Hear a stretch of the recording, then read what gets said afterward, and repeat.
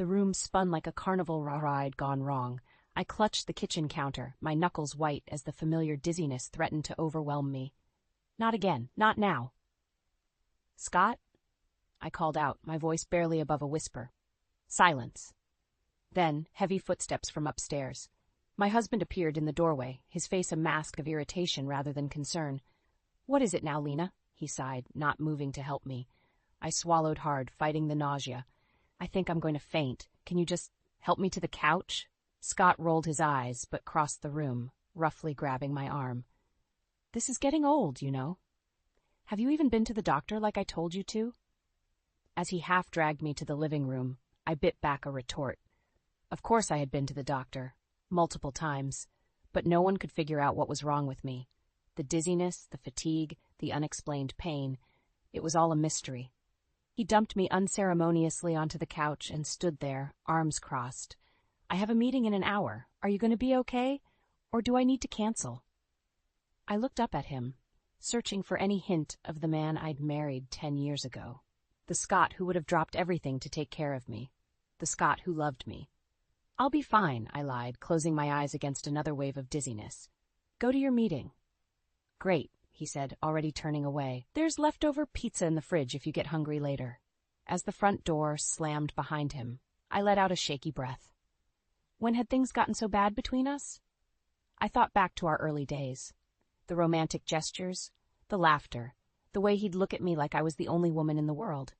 Now, I was lucky if he looked at me at all. My phone buzzed on the coffee table. With shaking hands, I reached for it, hoping it wasn't work calling to ask why I hadn't shown up yet. It was a text from my father-in-law, Frank. "Hey, sweetie, just checking in. How are you feeling today?" I smiled weakly. At least someone cared.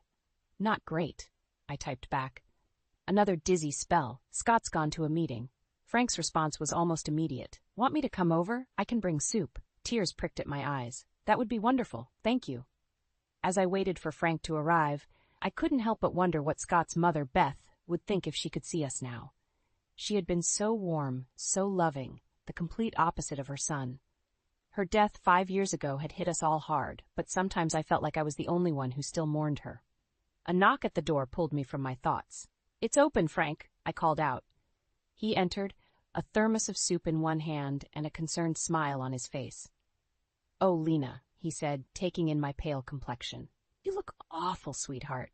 "Thanks," I said dryly, managing a weak laugh. As Frank busied himself in the kitchen, heating up the soup, I closed my eyes again. The dizziness was subsiding, but a nagging thought remained. Why hadn't Scott told his father he was going to a meeting? And why did Frank seem surprised to find me alone? "Here we go," Frank said, returning with a steaming bowl. "Chicken noodle, Beth's recipe. It'll fix you right up." I took a small sip, savoring the familiar taste. "Frank," I said hesitantly, "did Scott tell you he had a meeting today?" Frank's brow furrowed. "No, he didn't mention anything." "Why?" I shook my head, trying to dispel the growing unease. "No reason. I'm sure he just forgot."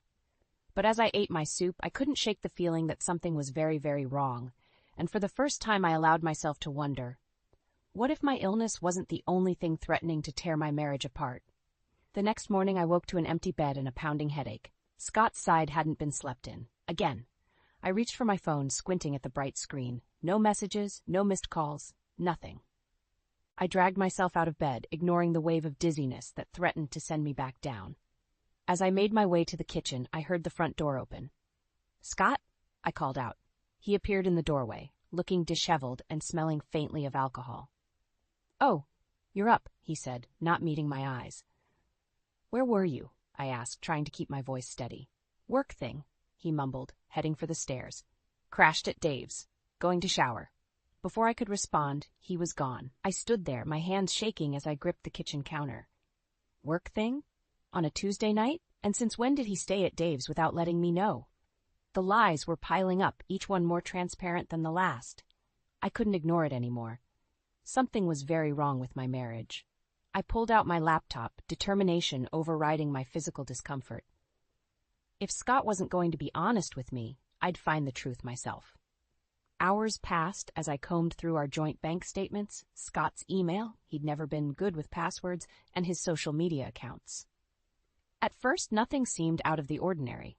Then I noticed a pattern. Every other Friday, there was a charge at a high-end restaurant downtown.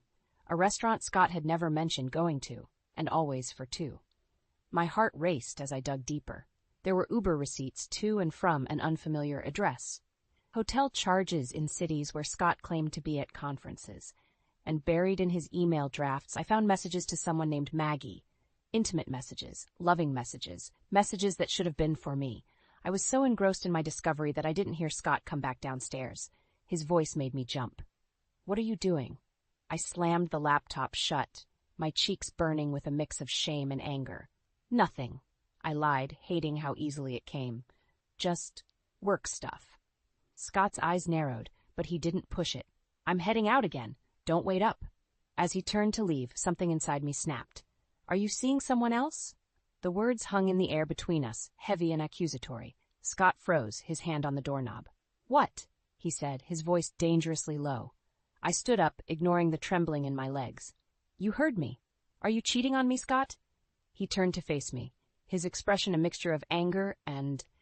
"Was that guilt? You're being ridiculous, Lena. Is this because of your... condition? Are you not thinking straight?" The casual dismissal of my illness stung, but I pressed on. "Don't turn this around on me. Answer the question." Scott's jaw clenched. "I don't have time for this. I have a life outside of babysitting you, you know?" "Babysitting me?" I echoed, incredulous. "Is that what you think our marriage is?" He ran a hand through his hair, frustration evident in every movement. "Look, I can't do this right now. We'll talk later." And just like that, he was gone, leaving me alone with my suspicions and a growing sense of dread. I sank back up onto the couch, my mind reeling. Scott hadn't denied it. He hadn't even tried to reassure me. And his reaction, it was all the confirmation I needed. My phone buzzed, startling me out of my thoughts. It was a text from Frank. "Hey, sweetie, just checking in. Scott mentioned you weren't feeling well. Need anything?" I stared at the message, a plan forming in my mind. If Scott was going to lie to me, two could play at that game. "Actually," I typed back, my fingers shaking slightly, "I could use some company, and maybe some advice." As I hit send, I knew there was no going back. Whatever happened next, my life and my marriage would never be the same. Frank arrived within the hour, his kind face etched with concern. I hadn't realized how desperately I needed a friendly presence until I saw him standing in my doorway. "Lena, sweetheart," he said, enveloping me in a warm hug. "What's going on?" I led him to the living room, my hands shaking as I poured us both a cup of tea. "Frank, I think Scott's cheating on me." The words hung in the air, heavy and final. Frank's face went through a range of emotions, shock, disbelief, and then a slow, simmering anger. "What makes you think that?" he asked, his voice carefully controlled. I told him everything, the late nights, the mysterious charges, the emails to Maggie. With each revelation, Frank's expression darkened. "I can't believe it," he muttered, shaking his head. "Scott, my own son." "There's more," I said, my voice barely above a whisper. "I overheard him on the phone yesterday. He's planning a trip to the Pacific Islands. With you and Carol." Frank's brow furrowed. "What? We're not planning any trip." The realization hit us both at the same time. Scott was using his parents as a cover for a romantic getaway with his mistress. "Oh, Lena," Frank said, reaching out to squeeze my hand. "I'm so sorry. I had no idea." I nodded, fighting back tears. "What do I do, Frank? I feel so lost." Before he could answer, the front door opened. Scott walked in, stopping short when he saw us. "Dad," he said, surprise evident in his voice. "What are you doing here?" Frank stood up, his normally gentle demeanor replaced by something harder. "I think we need to have a talk, son." Scott's eyes darted between us, realization dawning. "Lena," he said, his voice low and dangerous. "What have you been saying?" I stood up, my legs shaky, but my resolve firm. "Only the truth, Scott, something you seem to have forgotten how to tell." "You don't know what you're talking about," Scott snapped. "Dad, whatever she's told you." "Is it true?" Frank interrupted. "Are you having an affair?" The silence that followed was deafening. Scott's face went through a range of emotions, anger, guilt, defiance. "It's complicated," he finally said. Frank's disappointment was palpable. "I raised you better than this, Scott." "You don't understand," Scott argued. "Lena's always sick, always needing something. I can't live like this anymore." His words cut through me like a knife. I stumbled back, gripping the couch for support. "If that's how you feel," I said, my voice surprisingly steady, "then maybe we shouldn't be married anymore." Scott's eyes widened. "What?" "You heard me," I continued, a strange calm settling over me. "I want a divorce." The room fell silent.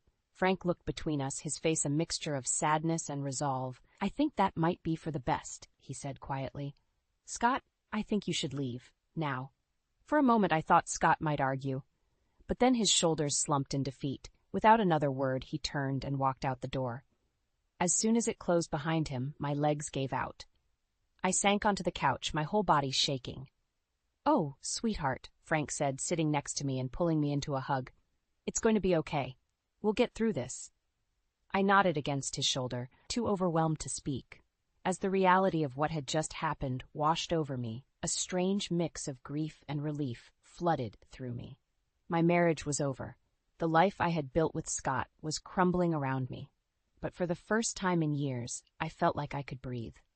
As Frank held me, murmuring words of comfort, I made a silent vow to myself. No matter what happened next, I would survive this. I would rebuild my life, stronger and happier than before.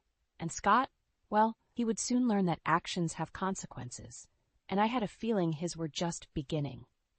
The days following my confrontation with Scott blurred together in a haze of grief and determination. I'd moved into the spare bedroom, our interactions limited to tense, monosyllabic exchanges. But I wasn't done. Not by a long shot. With shaking hands, I logged into Scott's email account again. I knew it was wrong, but I needed answers. I needed proof. And there it was, staring me in the face. An email confirmation for 2 round-trip tickets to Bora Bora. Not in Scott's name, but in the name of his parents. My heart pounded as I read the dates. They matched perfectly with the business trip Scott had mentioned last week.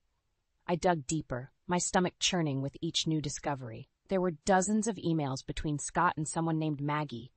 Sweet nothings, plans for their future, complaints about me. It was all there, laid bare in black and white. But it was the photos that broke me. Scott and a beautiful blonde woman wrapped in each other's arms on various beaches, in hotel rooms, at romantic restaurants. The timestamps showed a relationship spanning months, maybe even years. I barely made it to the bathroom before I was violently ill. Hours later, I sat on the cold tile floor, my back against the bathtub, when I heard the front door open. "Lena?" Scott called out. "Are you home?"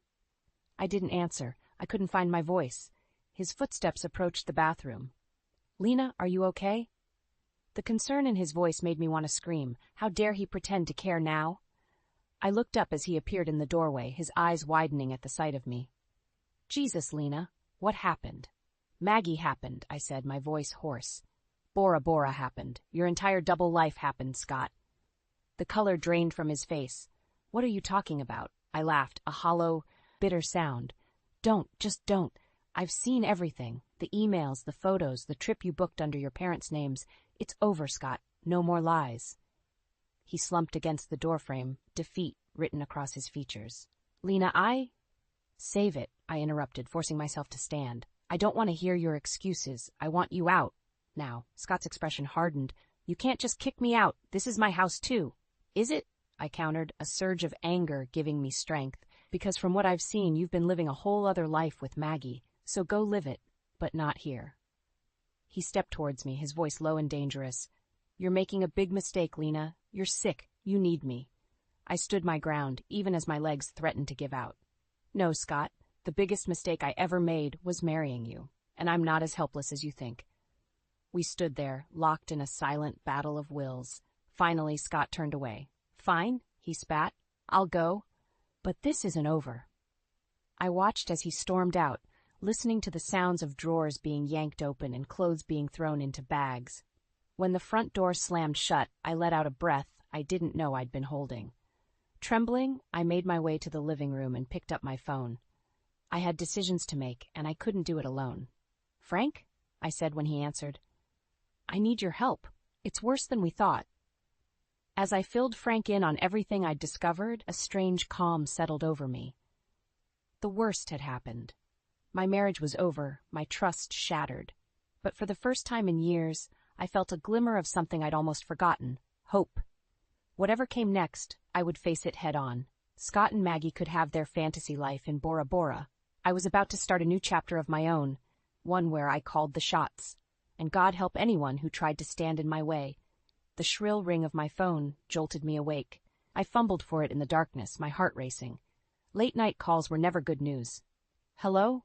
I answered, my voice thick with sleep. "Lena?" It was Frank, and he sounded devastated. "It's Beth. She's gone." The world seemed to tilt on its axis. Beth, my mother-in-law, the woman who had been more of a mother to me than my own, was dead. I struggled to breathe, to comprehend. "What happened?" I managed to choke out. "Heart attack," Frank said, his voice breaking. "It was so sudden. We were just having dinner and—" I closed my eyes, fighting back tears. "I'll be right there, Frank. Just hold on." As I hung up, I realized with a start that Scott wasn't home. Of course he wasn't. He was probably with Maggie, blissfully unaware that his mother had just died. I dressed quickly, my hands shaking as I dialed Scott's number. Straight to voicemail. I left a message, my voice trembling. "Scott, it's your mother. She's gone. Call me back immediately." The drive to Frank and Beth's house was a blur. When I arrived, the sight of the ambulance in the driveway made it all too real. Frank was sitting on the porch steps, looking lost and broken. I rushed to him, wrapping my arms around his shaking form. "Oh, Frank, I'm so sorry." He clung to me like a lifeline. "She was fine, Lena. We were laughing about something on TV and then she just collapsed." Over the next few hours, I handled everything. I spoke with the paramedics, called the funeral home, and tried Scott's phone countless times. Each unanswered call fueled a growing rage inside me. As dawn broke, I was sitting with Frank at the kitchen table, both of us clutching mugs of cold coffee, when my phone finally rang. It was Scott. "Lena? What's going on? I just got your messages." The casual tone of his voice made my blood boil. "Where the hell have you been?" I hissed, stepping outside so Frank wouldn't hear. "Your mother is dead, Scott. Dead, and you've been unreachable for hours." There was a long pause. "What? No, that can't be right." "It is right," I snapped.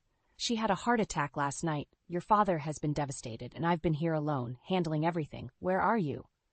I'm out of town," he stammered. "On business. I told you." "Save it," I interrupted. "I know exactly where you are and who you're with. But right now, that doesn't matter. What matters is that you get your ass back here immediately. Your father needs you." I hung up before he could respond, my hands shaking with anger and grief. The next few days passed in a whirlwind of funeral arrangements and condolence calls. Scott returned, looking sheepish and guilty, but I couldn't bring myself to confront him. Not yet. Beth deserved better than that. The morning of the funeral dawned bright and clear, a stark contrast to the somber mood. As I stood in front of the mirror, adjusting my black dress, a wave of determination washed over me. Beth had always encouraged me to stand up for myself, to be strong. She wouldn't have wanted me to live like this, in a marriage built on lies and betrayal. I looked at my reflection, really looked, for the first time in years. The woman staring back at me was tired, yes, but there was a fire in her eyes that I hadn't seen in a long time. In that moment, I made a decision. After the funeral, after we'd paid our respects to Beth, I would confront Scott. I would expose his lies, not just to him, but to everyone. It was time for the truth to come out. And I was ready to be the one to tell it. With one last deep breath, I turned away from the mirror and headed downstairs. I had a funeral to attend, a husband to confront, and a life to reclaim. Beth would have been proud. The church was packed, a sea of black-clad mourners paying their respects to Beth. I stood at the front next to Frank, my hand on his trembling shoulder. Scott was conspicuously absent. Just as the minister began to speak, the church doors burst open. Scott stumbled in, his suit rumpled, his eyes bloodshot. The congregation turned to stare as he made his way down the aisle. "Sorry I'm late," he mumbled, sliding into the pew next to me. The smell of alcohol on his breath made me recoil. Frank leaned over, his voice a harsh whisper. "Where the hell have you been?" Scott ignored him, his gaze fixed straight ahead. I clenched my fists, willing myself to stay calm. This wasn't the time or place. But as the service continued, my resolve began to crumble. When it came time for Scott to deliver the eulogy, he stumbled to the podium. I held my breath, praying he wouldn't embarrass himself or dishonor Beth's memory. "My mother," he began, his words slurring slightly, "was a saint. She put up with so much from all of us, especially me. I saw Frank stiffen beside me. Scott continued, his voice growing louder. She always told me to be honest, to face my mistakes, so that's what I'm going to do now. My heart raced. Surely he wouldn't. I've been lying to everyone, Scott announced, his eyes wild. To my wife, to my father, to all of you, I've been having an affair? A collective gasp rippled through the church. Frank grabbed my hand, squeezing it tightly.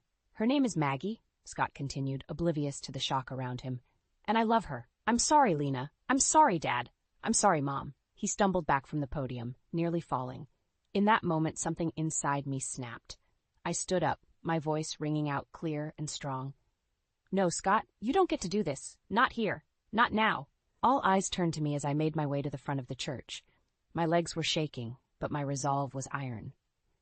Beth was a wonderful woman, I began, looking out at the stunned faces. She taught me about strength, about dignity, about standing up for myself. And that's what I'm doing now. I turned to face Scott, who was staring at me with a mixture of shock and fear. I've known about your affair for weeks, I said, my voice steady despite the adrenaline coursing through me.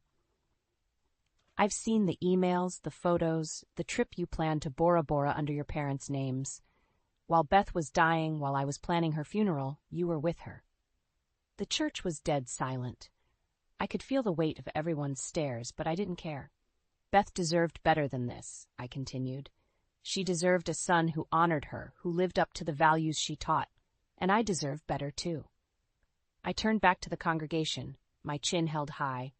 I'm sorry you all had to witness this. Beth would have hated the drama, but she also would have wanted the truth to come out. So here it is. My marriage is over, and I'm finally okay with that. With those words, I felt a weight lift from my shoulders. I walked back to my seat, ignoring Scott's attempts to grab my arm. Frank stood up, his face a mask of fury. Get out, he said to Scott, his voice low and dangerous. Now. As Scott stumbled out of the church, leaving a wake of whispers behind him, I sat there, my heart pounding. I'd done it. I'd finally stood up for myself, for Beth, for the truth. The rest of the service passed in a blur. As we filed out of the church afterwards, I felt a hand on my shoulder. It was Frank. Beth would have been proud of you, he said, his eyes glistening with tears. I know I am. I nodded, unable to speak past the lump in my throat. As we walked out into the sunlight, I realized that this wasn't just the end of Beth's life. It was the end of my old life, too. And for the first time in years, I was ready to see what the future held.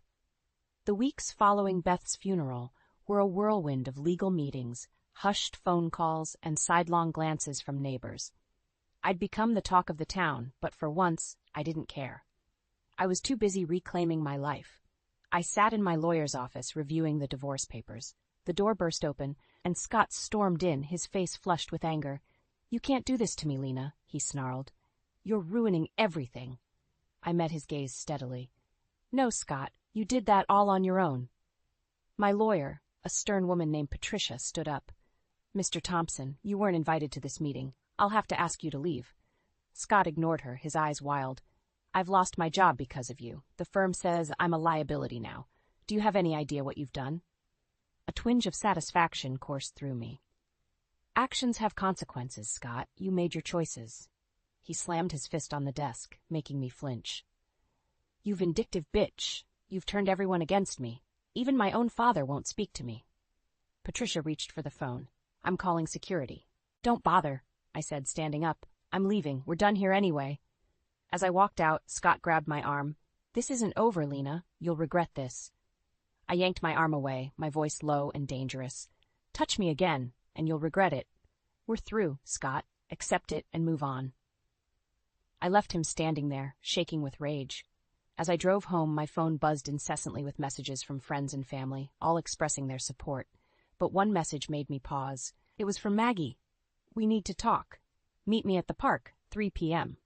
My heart raced. What could she possibly want? Against my better judgment, I found myself driving to the park at the appointed time. Maggie was sitting on a bench, her perfect blonde hair windswept, her eyes red-rimmed. She looked up as I approached. Lena, she said, her voice trembling. I'm so sorry, for everything. I sat down beside her, keeping my distance. Why did you want to meet? She took a deep breath. Scott? He's not who we thought he was. He's been lying to both of us. My stomach dropped. What do you mean? He never intended to leave you, she said, her voice barely above a whisper. He was just using me. And now I'm pregnant. The world seemed to tilt on its axis. I gripped the bench, trying to steady myself. Does he know? I managed to ask. Maggie nodded, tears streaming down her face. He told me to get rid of it, said it would ruin everything. When I refused, he threatened me. A cold fury washed over me. That bastard, I hissed. I didn't know where else to turn, Maggie said, her voice breaking. You're the only one who understands what he's really like. In that moment, looking at this broken woman who had once been my rival, I made a decision that would change everything. Listen to me, Maggie, I said, taking her hand. We're going to get through this, together. Her eyes widened in surprise. You'd help me? After everything? I nodded, a grim smile on my face. Scott hurt us both. It's time we fought back. As we sat there, two unlikely allies united against a common enemy, I felt a surge of determination. Scott thought he could manipulate and threaten his way out of this mess. He was about to learn how wrong he was. I pulled out my phone, dialing a familiar number. Frank, it's Lena. We need to talk. It's about Scott, and it's worse than we thought. As I hung up, I turned to Maggie. Are you ready for this? She nodded, a spark of defiance in her eyes. Let's take him down. In that moment, I knew we were on the brink of something big. The final battle was about to begin, and this time, I wasn't going to lose. 5 years. It's been 5 years since that day in the park with Maggie. 5 years since we decided to take a stand against Scott. And what a journey it's been. I sit on my porch, sipping tea and watching the sunset. The sound of laughter drifts from inside the house, Jake playing with Maggie's daughter, Emma. It's a sound that never fails to warm my heart. The doorbell rings, and I know who it is before I even answer. Frank, his hair now completely gray, but his eyes as kind as ever, stands on the doorstep with a bouquet of flowers. Happy birthday, Lena, he says, pulling me into a hug. As we settle in the living room, Jake joins us, Emma perched on his hip. The sight of them together still amazes me sometimes. After everything that happened with Scott, I never thought I'd trust again, let alone find love. But Jake, he's different. He understands my health struggles, supports me through the bad days, and celebrates the good ones. So, Frank says, a mischievous glint in his eye, have you heard the latest about Scott? I shake my head. After the dust settled from our legal battle, where Maggie and I exposed not just his infidelity, but his financial fraud and threats, I'd made a point of not keeping tabs on my ex-husband. Apparently, he's working as a night janitor at his old firm, Frank chuckles. Quite a fall from grace for the former hotshot lawyer. Part of me wants to feel satisfied to revel in Scott's downfall, but mostly I just feel nothing. The anger, the hurt, the desire for revenge, it's all faded away, replaced by a peace I never thought I'd find. You know, I say, bouncing Emma on my knee, I almost feel sorry for him. Jake raises an eyebrow. Really? After everything he put you through? I nod slowly. Don't get me wrong, he deserves the consequences of his actions, but living with that much bitterness and regret, it must be exhausting. Frank reaches out and squeezes my hand. Beth would be so proud of you, Lena. You've grown so much. His words bring tears to my eyes. Beth had always believed in me, even when I didn't believe in myself. I like to think she's watching over us, smiling at the family we've created. As the evening wears on, filled with laughter and love, I find myself reflecting on the journey that brought me here. The pain, the betrayal, the fight to reclaim my life, it all led to this moment. Later, as Jake and I get ready for bed, he wraps his arms around me from behind, meeting my eyes in the mirror. You okay? He asks softly. You seemed lost in thought earlier. I turn in his arms, resting my head on his chest. I was just thinking about how far I've come, how different my life is now. He kisses the top of my head. You're the strongest person I know, Lena. You took a horrible situation and turned it into something beautiful.